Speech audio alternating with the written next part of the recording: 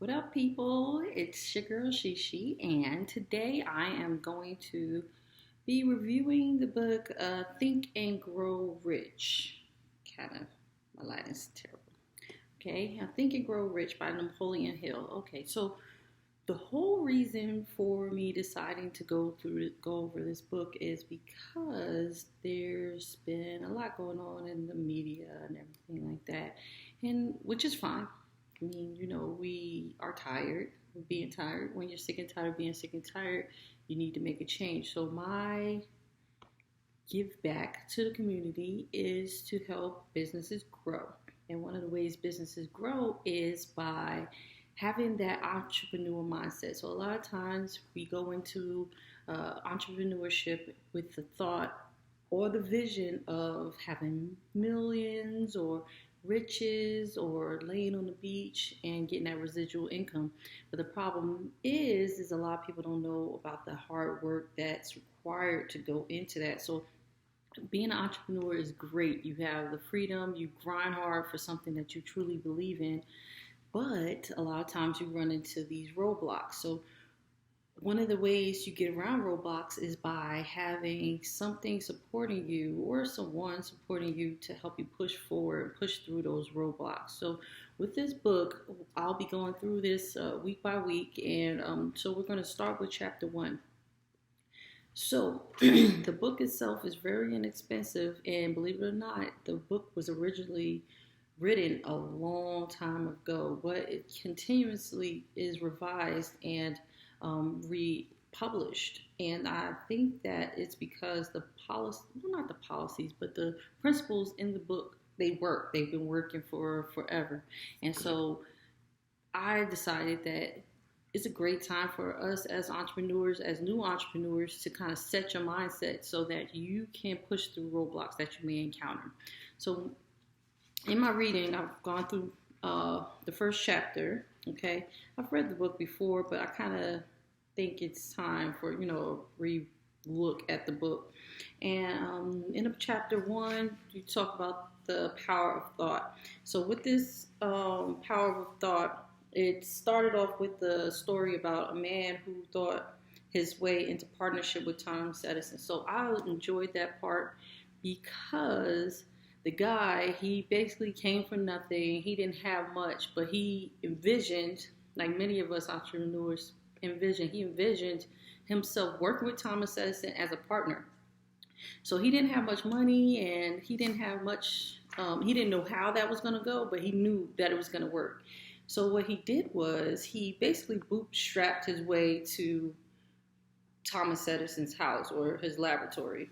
And when I say bootstrap, he saved up, scrounged up, and he actually got on a freight carrier train, which he rode baggage, and basically got to Thomas Edison's house and talked his way in. So Thomas Edison looked at this guy and was like, yo, this dude is scraggly looking.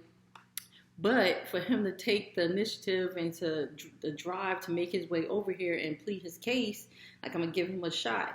So although it wasn't like initially he didn't know what that partnership was going to look like, but he knew that it was going to happen. He knew that he had to have this happen. And a lot of times, I believe as an entrepreneur, we run into roadblocks. So one of the roadblocks might be we don't have the money to get where we need to go. But just like this guy here, Mr. Barnes, he took the initiative and he basically buckled down and said, this is where I want to be. This is how I'm going to get there. Now I need to figure out the spaces in between. And I think a lot of times we forget about the spaces in between. We say to ourselves, yeah, I want to be a boutique owner. I want to have the highest selling boutique. I want to be Fashion Nova style.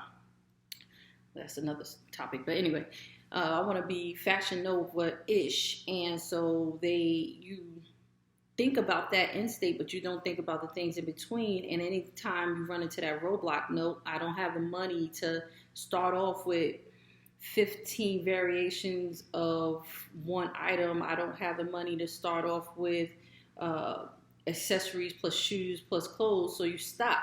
And a lot of times that is the issue is that you ran into this roadblock, and instead of pushing through, you stopped. And I think with this book, it helps you set the mindset that regardless of what the issues are, there's no need to stop. What are you stopping for? Okay, yeah, you don't have $10,000 right now, but you do have 500. And guess what? With $500, you can get a minimum MOQ of an item and get started until you build. But that's another story. The guy Barnes, okay, so that was the first chapter. And then he went on to this. The book goes on to talk about 3 Feet from Gold. I love this story as well because it's about a family. They went out during the gold rush time, and they were like, hey, I found this gold. I'm going to go back to my people. And today we would call that crowdfunding. Okay, so we'll go back to our people like, hey, I found this gold. I need to buy some equipment for this gold to mine it.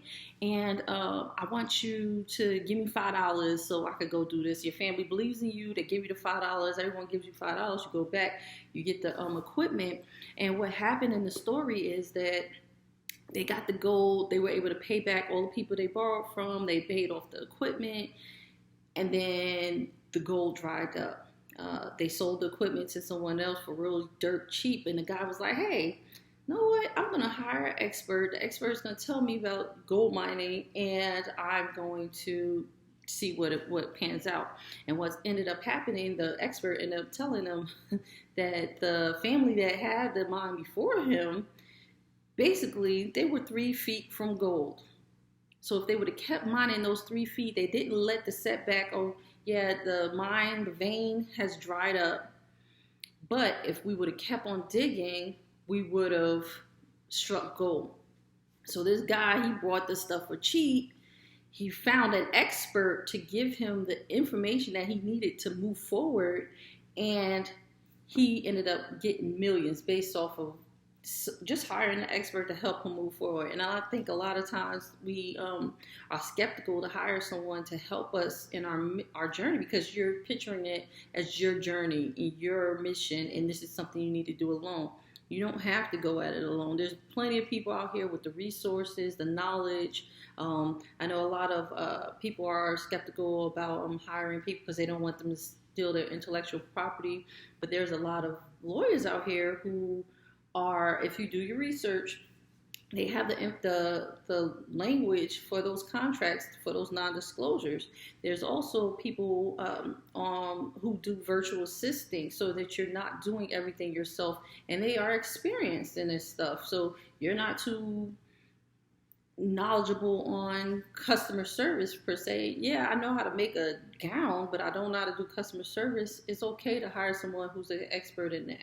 Okay, and I think that story in itself would say to me, hey, I know that things aren't going great because as an entrepreneur, shoot, one day you'll be making $20,000 a day, and then the next day you might be dried up. But it's up to you to keep pushing forward. You may be 3 feet from gold. Now, this other story where they discussed 50 cent lessons in persistence. So in this story, I liked it because it was talking about a little girl. They're on a sharecropping farm. The guy's visiting his uncle. His uncle owns the land or whatever. And then the sharecropper, the little girl came in, and she's like, my mama said you need to send me 50 cents. Send her 50 cents or whatever. And the guy who's the owner of the land, he's an authority figure. And so the nephew of the guy, of the owner, was looking like, oh my gosh, this little girl got some spunk for her to sit there and to be able to talk to my uncle like that. He's a mean man. He's business minded. He's about his money. So the uncle was like, I'm not giving you no 50 cents. Get out of here if I whoop your butt. And the little girl was like, okay. And the thing about it is she said okay, but she didn't leave. The guy then acknowledged her again, was like, what you doing here? Like, I told you to get out of here, I'm gonna whoop your butt. She said she got real butt, and she was like, my mama said send her 50 cents. Like basically what I said was, my mama said, give me 50 cents. Yeah, hand gestures and all. But I mean, the message here is that although someone tells you no, doesn't mean that it'll always be no. So here's the lesson in persistence. And, you know, I learned this a long time ago in corporate world. You may get a no, but with your persistence, you can easily turn a no into yes. Not by bucking up at people, but just showing them like, okay, so what is your objection to giving me what I want? And then figuring out how we can meet somewhere in between.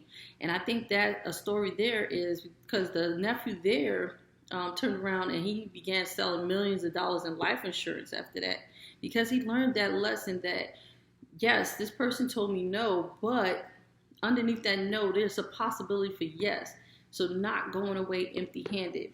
And I believe that this book helps you to set the mindset you need in order to move forward as an entrepreneur. And I love setting my mind up, and I love to have the answers for those negative things that you might encounter as an entrepreneur. You may encounter many no's, but you might need to say to yourself, or you might have a dry day. You might go into your account and see that, yes, yesterday I was getting $20,000 in retail sales, and then today is dry. Do I quit because of that drought, or do I keep pushing forward? I feel like you keep pushing forward. You figure out why you're getting those no's. Why aren't you converting those Instagram likes into money?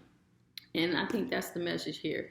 But tune in next week, next Thursday. I'm going to get on again and we'll discuss chapter 2.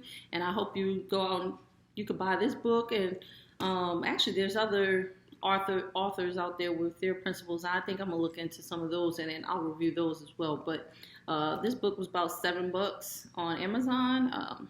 Or if you could go to your local bookstore, whichever. But we all need to set our mindset in order to push forward. Remember, you're always almost 3 feet from goal.